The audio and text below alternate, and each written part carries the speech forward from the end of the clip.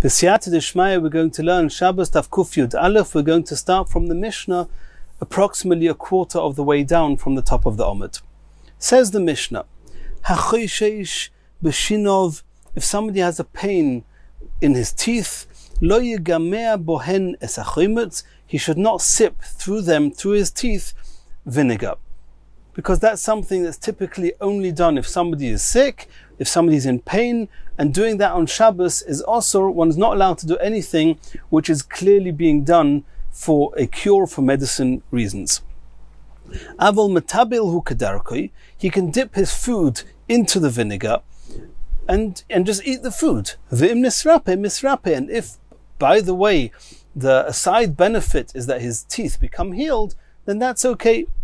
It doesn't look like he's engaging in refuah.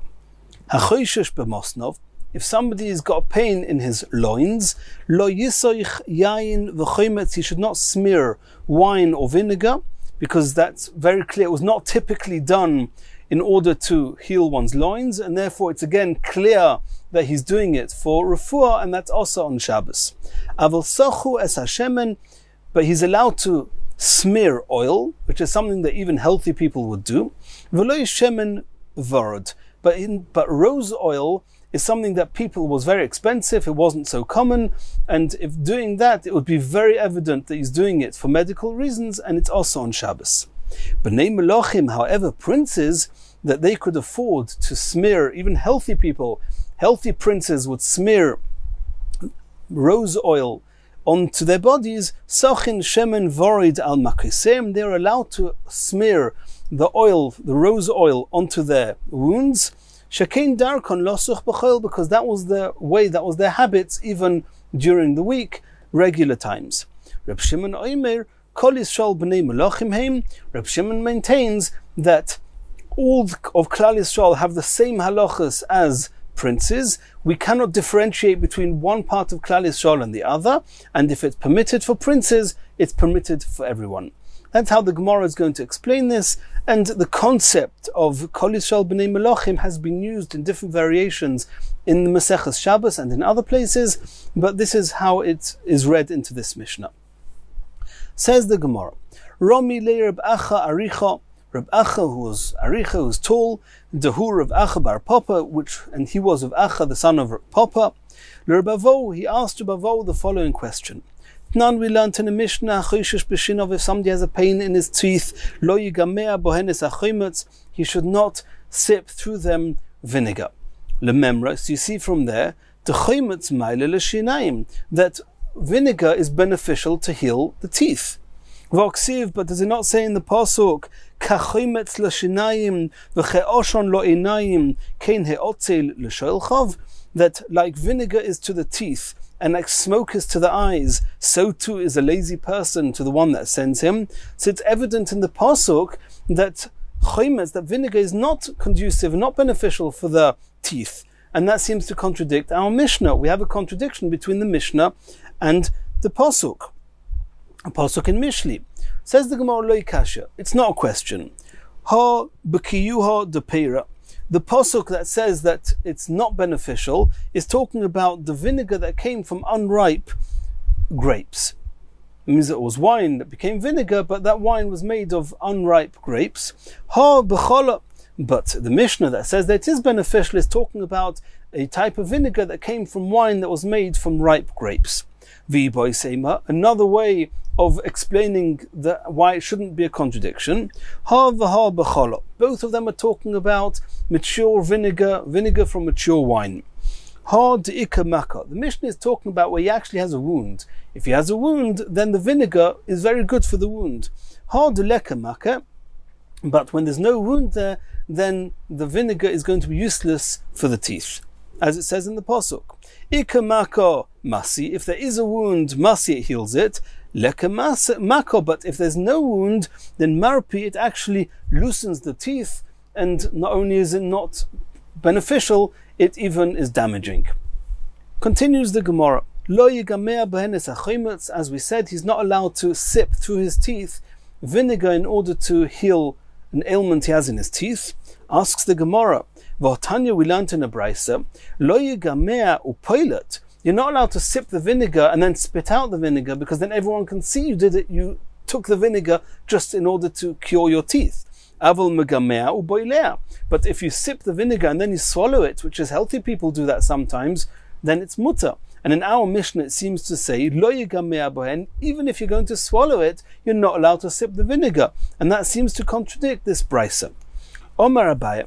Abaya suggests an answer, kitna nami masnisin megamea upoilet.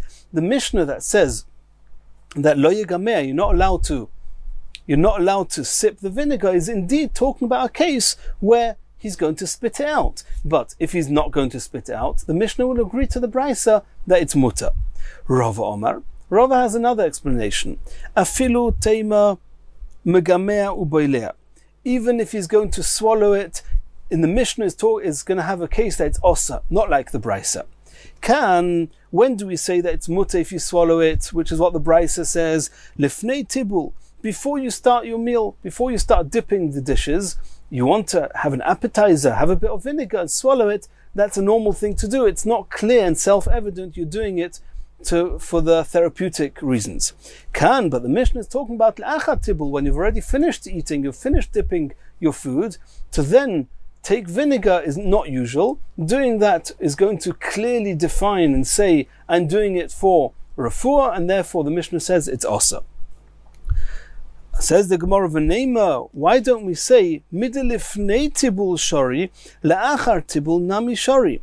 Can it really be that something is mutter at one point and osa at another point? Why don't we say that in the same way as it's mutter before you eat, it's also mutter after you eat? Deshaminone Rava, because it was Rava that said this answer, and Rava himself said, D'isle hoil. We have a logic called hoil, since. And since says, since something is mutter here, it's also going to be mutter there. The Omar Rava, where do we find this concept? Leke midi de b'Shabbos shari or b'yom kippurim osa. We know that the melachos that are osa on Shabbos are also osa in Yom Kippur. But on Yom Kippur, the punishment is a little bit less stringent than on Shabbos. On Shabbos, one is put to death by Beis Din if somebody does one of the melachos. On Yom Kippur, he just has chorus. So it cannot be that something is mutter to do on Shabbos as a melacha, and it's also to do it on Yom Kippur. Hoyil de b'Shabbos shari, since it's mutter on Shabbos, b'yom kippurim nami shari, it's also going to be mutter on Yom Kippur. In what case are we talking about? We know that if somebody goes into a mikveh, or somebody goes into a pool of water, he could be going in just to cool himself down. That's mutter on Shabbos. He could be going in to become tohir, and that's called masakin, he's fixing himself, and that would be also on Shabbos. So the halacha is that on Shabbos it's mutter, because people will think he's just going in to cool down. It's not self-evident that he's going in to fix himself. Now, even though on Yom Kippur, nobody would say that he's going in just to cool down, because it's also on Yom Kippur, a chitza is also. You're not allowed to go into a bath on Yom Kippur just in order to cool yourself down. However, strictly speaking, it should be mutter to go into the mikveh on Yom Kippur for somebody who's tomei and needs to become tohir. So that the Rava says, even though on Yom Kippur, everybody will know he's not going in to bathe, to cool himself down, he's going in to fix himself, to become pure. Nonetheless, hoil, since it's mutter on Shabbos, it's also mutter on Yom Kippur. It cannot be that something is going to be more also on Yom Kippur than on Shabbos. So the same logic would apply here. In the same way as it's mutter before he's eating to take the vinegar, so too it should be mutter after he's eating. Says, and that's going to be a question on Rava himself, that Rava said that the Mishnah that says you're not allowed to take vinegar even to swallow is talking about after you've eaten. Why should that be the case? Says the Gemara, Hodar be Rava mehach. Rava changed his mind, and he no longer agrees with the answer to explain the contradiction between the Mishnah and the Brisa, that one is talking about before eating, one is talking about after eating. He changed his mind, indeed, because of his svara logic that he himself holds, that called hoil. And how is he going to explain the Mishnah and the Brisa? Like Abaya did. The Abaya said there's a difference between whether you're spitting out or you're not spitting out, and the Mishnah that says also is only also if you spit it out. Asks the Gemara, why are you taking it for granted that Rava is changed his mind from this answer? Maybe he's changed his mind and he doesn't hold of the logic of Hoyle. He doesn't hold of the logic of since. Says the Gemara, that would not enter our minds. The Tanya, it's an explicit brisa. Kol chayve tvilois, all those that are chayev to toivel because they've tomei. Toivlin kadarkon, they're allowed to toivel bein b'tisha b'av, bein b'yom kippurim. So you see explicitly that even on Yom Kippur he's allowed to toivel. So you see that we say Hoyle, since it's mutar on Shabbos, it's mutar on Yom Kippur. So Rava must hold of the logic of Hoyle, so he has to back down from, he has to change his mind from the answer he said to explain our Mishnah and Brisa. I just want to make it clear because it's very important at this point. We're talking about the halachas of Yom Kippur. The halacha today is not like it seems from this Gemara, and even somebody who thinks that they have to go to mikvah on Yom Kippur should know, he should have to look in the halacha very well, because the halacha is not the way it looks like here. Continues the Gemara. Somebody who's feeling he has a pain in his loins, and the Gemara, the Mishnah said, he's not allowed to anoint himself, smear himself with wine or vinegar, but he's allowed to anoint himself with oil, but not with rose oil. B'nei Melochim, however, princes that even during the week they would use rose oil just to smear themselves, even when they're not sick, they're allowed to apply rose oil onto their wounds. Omar Rav Ada Bar Zavda Omar Rav. Halacha Reb Shimon. Rav is saying the halacha is like Reb Shimon, and even if you're not a prince, the whole of Klal Yisrael are allowed to use rose oil on Shabbos to anoint their wounds, the same way as the princes are allowed. Says the Gemara, Lememra de Rav Reb Shimon Svirle. Are you suggesting that Rav follows Reb Shimon's way of thinking and way of ruling in Hilchas Shabbos? Va'omer of Simi Bar Chia Mishmei de Rav. Rav himself said, Hai Musuchraya. They used to block up where the faucet, the tap of the earthenware barrels would meet the barrel, or sometimes wouldn't be such a clean hole, and the hole would be too big. They would have to block it up with some material. So Rav says, the high musuchraya de nizaisa, the stopper, this material they would use to block up the hole in the barrel. Also la duke b'yom tova, he's not allowed to push it into place on Yom Tov, and that is clearly loy kamechavin. He doesn't want to do schita. What's the problem with blocking it up? He's going to end up squeezing this material. It's seichet. Does he want to squeeze it? He's not intending to squeeze it. It's called loy kamechavin. And we know that according to Reb Shimon, the davar she'einei miskaven is mutar on Yom Tov. And if Rav says it's osa, he's clearly following Rabbi Yehuda that even a davar she'einei miskaven is mutar. So to here, well, the question is, how can we suggest that Rav, or how can Rav say halacha Reb Shimon when Rav does not follow Reb Shimon? The Rishonim discuss why there should be any connection between the two Reb Shimons. One is a question of b'nei Melochim, not b'nei Melochim. Another question is a davar she'einei miskaven, but we'll leave that for the Rishonim. Answers the Gemara, B'hahi afilu Reb Shimon moida. No, it could be that that Rav always follows Reb Shimon. You're asking me why over there does Rav not allow him to put this stopper into the barrel when he's being seichet, even though it's a davar she'einei miskaven? That even Reb Shimon will agree that in spite of the fact that it's einei miskaven, it will be osa. Why? Abaye and Rava both said, if the result is inevitable, you can't say, I didn't have it in mind. You knew it was going to happen. It's like somebody says, I'm cutting off the head of the animal, but I didn't have intentions it should die. That's a joke. There's no such thing. Cutting off the animal's head means that you intend it to die, whether you like it or not. So too, squeezing a piece of material into a hole of a barrel, that it's inevitable that it's going to be squeezed, and therefore it's called mechaven, it's called you intended it. And even according to Reb Shimon, it will be asa. So it could be Rav does follow Reb Shimon across the board, and he says it's asa over here, because even Reb Shimon would say it's asa.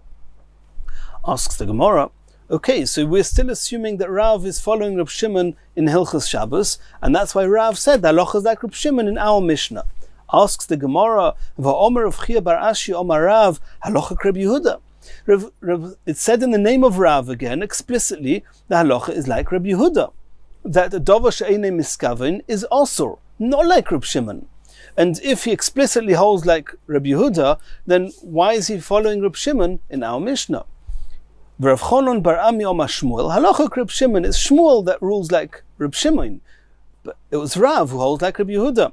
Reb Chia bar Ovin Masni lo B'loi Gav. Reb Chia bar Ovin says that this Machlokes Rav and Shmuel, it's not people said in the name of Rav and it was said in the name of Shmuel. Reb Chia bar Ashi Omar Rav in the name of Rav. Rav Chonon bar Ami Omar Shmuel in the name of Shmuel. No, he said it straight. Rav Omar halacha Reb Yehuda or Shmuel Omar halacha Reb Shimon. The tradition he had was very straight. Rav ruled like Reb Yehuda, Shmuel ruled like Reb Shimon. So you see that Rav ruled like Reb Yehuda. So how can we say in our Gemara that Rav paskins like Reb Shimon in our Mishnah, that even those who are not princes are allowed to use rose oil on Shabbos? Elo Omar Rava, Rava says, Ani I Rava, va'ari shebechabura, and the lion of the group of the Chabura, Targimna, and we explained, Umanu, and who is the lion of the Chabura of the group? Reb Chia bar Ovin. So Reb Chia bar Ovin, halacha Reb Shimon. The truth is the halacha is like Reb Shimon. V'lav mitamei, but not because Rav follows Reb Shimon across the board. No. Rav does not follow Reb Shimon, he follows Reb Yehuda. It happens to be there's a side logic that even though Reb Shimon might say mutter for one reason, Rav says it's mutter for everybody in Klal Yisrael to use rose oil, but for a different reason, not for Reb Shimon's reason. It happens to be that the halachic ramifications of Rav's reason follow the same as Reb Shimon, but not because he follows Reb Shimon. My halacha Reb Shimon v'lav mitamei. What does it mean that Rav paskins like Reb Shimon, he rules like Reb Shimon that anybody in Klal Yisrael can use the rose oil, but not for the reason of Reb Shimon? Ilei halacha Reb Shimon deshori. Are you going to suggest as follows? Halacha is like Reb Shimon that it's mutter to use the rose oil even if you're not a prince. V'lav mitamei, but not for the same reason as Reb Shimon. What does that mean? Di'ilu Reb Shimon savar, Reb Shimon holds masi, that the rose oil is actually therapeutic, actually heals.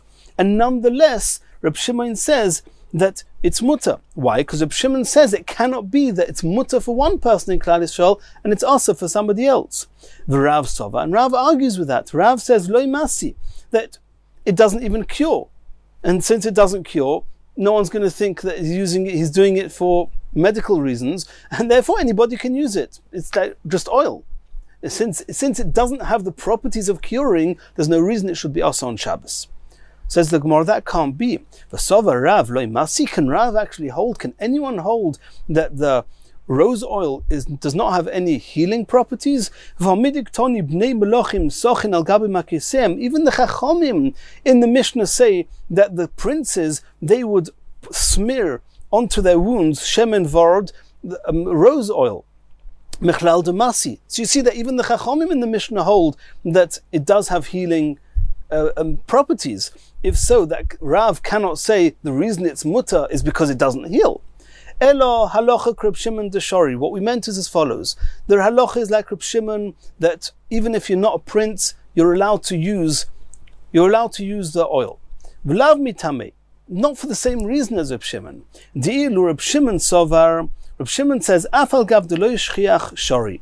Even in a place where it's not commonly found, this rose oil, and therefore it would seem that only princes use it, and if you're not a prince, it's very, very clear you're using it for medical reasons. Nonetheless, Reb Shimon says you're allowed to use it, because if some of Klal Yisrael can use it, everybody can use it. Rav says no. He says if it's clear that you're doing it for refuah, it's osa. Not like Reb Shimon. If everybody's using this oil and it's very common, and you're using it even if you're not sick, then you can use it, because it's not evident that you're doing it for refuah. But if it's not commonly found, and if you're using it, it must be that you're doing it for refuah, then you're not allowed to do it on Shabbos. So how can Rav say that halacha is like Reb Shimon, that even if people are not princes are allowed to use it? Is it not evident that it's for refuah? Uba'astu de Rav in the place, in the town or the city where Rav lived, Shchiach Mishcha de Varda. He says in this city, in this place here, there's a lot of rose oil available, and therefore even those who are not princes would use it freely, And therefore, even if you're not a prince, you're allowed to use it on Shabbos. But in a case where it's not easily found, and it's evident that you're using it for refuah because you're not a prince, in that case, Rav will argue with Reb Shimon and say that you're not allowed to use it on Shabbos. Hadon aloch shmoina shrotzim b'siyata d'shmaya. We finished learning Perek Shmoina Shrotzim, and in Yirtzeh Hashem we're going to do Chazor on Perek Shmoina Shrotzim, and we're going to start the next Perek discussing the next Melacha of kosher and matir, tying a knot and untying a knot. Says the Mishnah, Ve'elu kshorin shechayovin aleim, the following knots one is chayev if one does them on Shabbos.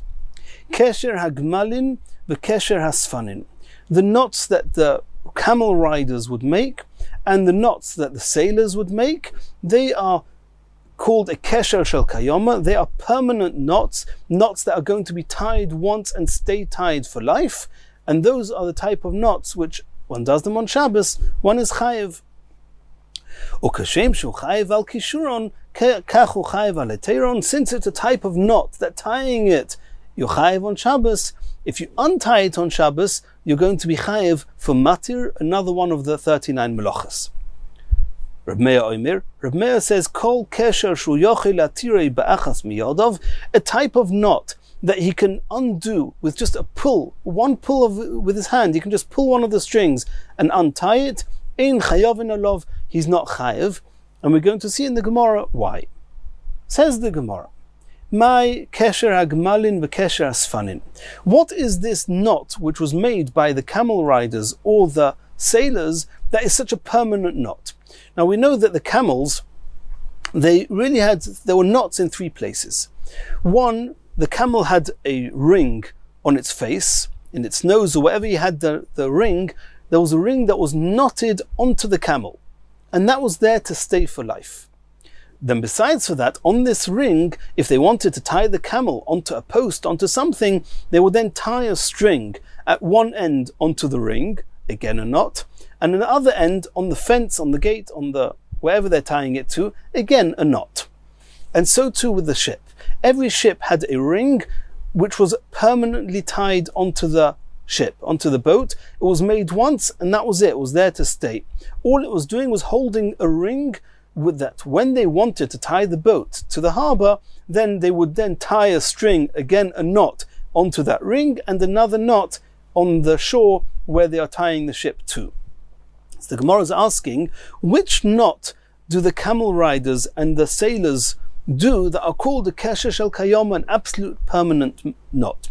Ilema kitra de kotra bezmama, is it the knot that they would tie the string, the rope, onto this ring? The kotra the kotri beisterida, or the string, the rope they would tie onto the ring which is on the boat. Hai kesher she'eina shel kayamahu. That's not a permanent ring, because when you want to untie the boat or untie the camel, they would undo that knot. And even though it could be that you'll untie the other side of the string, and this side of the string, the side which is close to the camel or close to the ship, would be there a little bit more permanently, but it's clearly not there indefinitely. Elo, says the Gemara, kitra dezmama gufei or de isterida gufa. We're talking about the knot that's tying the ring onto the camel or tying the ring onto the boat. Those are permanent, they never ever get removed. It's a kesher shel kayoma, and doing it on Shabbos is chayev, and untying it on Shabbos is also chayev. Continues the Gemara, Reb Meir oimer kol kesher shu yochel atirei ba'achas miyodov ein chayovin alov. If it's a type of knot that with one hand you can just untie it, it's not chayev when you tie it on Shabbos. And obviously you won't be chayev if you untie it on Shabbos. Boy Reb Achdovi achve de Mar Acha. Reb Achdovi, the brother of Mar Acha, asked the following question. Aniva l'Reb Meir mahu. A type of knot called an aniva that we would translate as a bow. What's the halacha?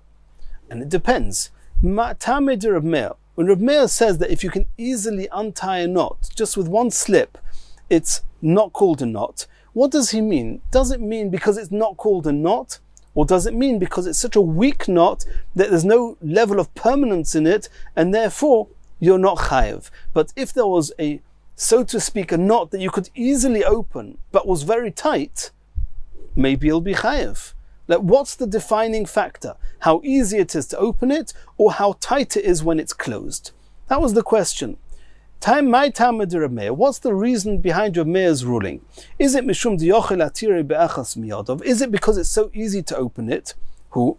This aniva, this bow, he can also open it easily, and therefore it should be potter. It shouldn't be chayev. No. The reason that Reb Meir says that a knot that can be just pulled open with one hand is not chayev is mishum deloi miadok, is because it's not firm, it's not tight. V'ho miadok, but this aniva, this bow, is tight. Teiku, we do not know, we have to let that stand, we have no way of resolving that, we don't know exactly what the reasoning of Reb Meir is, and therefore we cannot determine from Reb Meir what the halacha would be with a bow. And here again, before we learn this perek, there are many different types of knots, and particularly in the halachas of tying and untying, when you look in the halacha, in the Shulchan Aruch, in the Mishnah Berurah, whichever halacha sefer you're using, it looks very different to the way we're going to learn the Gemara, because there are many different Rishonim and many different ways of looking at these knots and determining what's called kayoma, permanent, and what's not. We're going to learn these sugyas Emirat Hashem according to Rashi. We're going to stay with Rashi, and nobody should please learn any halachas from here. If you have any halachic questions, look up the halacha inside, speak to your Rav. We're never allowed to pasken shailas straight from the Gemara. Says the next Mishnah, Yesh lecha kshorin she'ein chayovin aleim kekesher gmalim or kekesher asfanim. There are those types of knots that they are not as permanent as the knots of the camel riders and the knots of the sailors, and those knots one will not be chayev for making them, tying or untying them on Shabbos. And the Mishnah just says ein chayovin, but it seems that there are those knots that even though you won't be chayev, still midrabanon they are also to make them on Shabbos.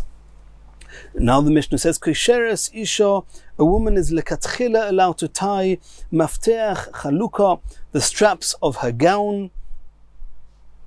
We'll see in the Gemara what these things are. The chutei svacha, and the strings on her hat. V'shel poskei, or the strings holding a very wide belt around her waist together. Rutzuis minal, and the straps of their shoes. The sandal, or the straps of the sandals. V'noidois yayin, and the leather canteens that they would store wine, v'shemen, or oil in. One is allowed to tie these things closed. Ukadeiro shel basar, and they would often tie a piece of material over the top of a pot of meat. Those one is allowed to tie them on Shabbos. One is allowed to tie a string across a gate where the pen or whatever cage the animal is in. One is allowed to tie a string across the doorway to stop the animal from leaving its cage. Says the Gemara, it seems to be an apparent contradiction in the Mishnah. Omras, first you say, Yesh ksharim she'ein chayovin aleim kekesher agmalin or kekesher asfanim. There are those knots that are not chayev. They're not as permanent as the knots of the camel riders and the sailors. But we would deduce from there, chiyuvahu deleka, there's no chiyuv. You're not going to be chayev chatos. Ha-isura ikka. Nonetheless, the Rabbanon say, don't do such a knot on Shabbos. V'hadatanya, and then you continue, and you bring the list of that, when the continuation of the Mishnah, it says, Kisheres isha mafteach haluka, etc. A woman is allowed to lekatchila, tie these straps and all the things we mentioned in the Mishnah, where it seems you're allowed to do it lekatchila. It's not even asa midrabanon.